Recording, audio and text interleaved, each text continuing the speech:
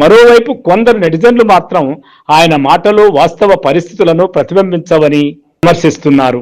మా శరీరాలు కావాలి, కమిట్మెంట్ ఇస్తేనే ఛాన్సులు. కాస్టింగ్ కౌచ్ పై చిరుకి చిన్మయ కౌంటరు.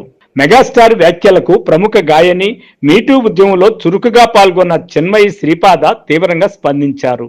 చిరంజీవిపై తనకు అపారమైన గౌరవం ఉందని స్పష్టం చేస్తూనే ఆయన చెప్పిన మాటలు వాస్తవ పరిస్థితులకు భిన్నంగా ఉన్నాయని ఆమె పేర్కొన్నారు. ఇండస్ట్రీలో కమిట్మెంట్ అనే పదానికి వృత్తిపరమైన అర్థం మాత్రమే లేదని, చాలా సందర్భాల్లో అది లైంగిక ఒత్తిడిని సూచిస్తోందని ఆమె ఆరోపించారు.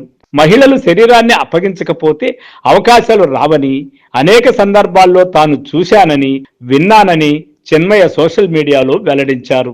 చిరంజీవి తరం కాలంలో పరిస్థితులు వేరుగా ఉండవచ్చని, కానీ ప్రస్తుత సినీ పరిశ్రమలో వాతావరణం పూర్తిగా మారిపోయిందని ఆమె వ్యాఖ్యానించారు. తన వాదనకు బలం చేకూర్చేందుకు చిన్మయి కొన్ని షాకింగ్ ఉదాహరణలు కూడా ప్రస్తావించారు.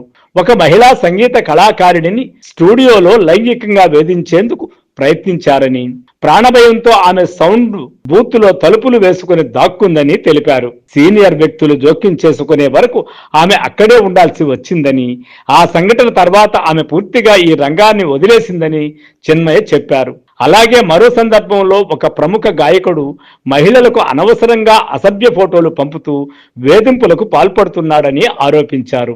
ఇలాంటి వ్యక్తులకే సమాజంలో గౌరవం, అవకాశాలు లభిస్తున్నాయని ఆమె ఆవేదన వ్యక్తం చేశారు. ఈ వ్యాఖ్యలతో సోషల్ మీడియా రెండు వర్గాలుగా చీలిపోయింది. కొందరు చిన్మయ ధైర్యాన్ని ప్రశంసిస్తే, మరికొందరు ఆమె వ్యాఖ్యలను అతిశయోక్తిగా అభివర్ణిస్తున్నారు.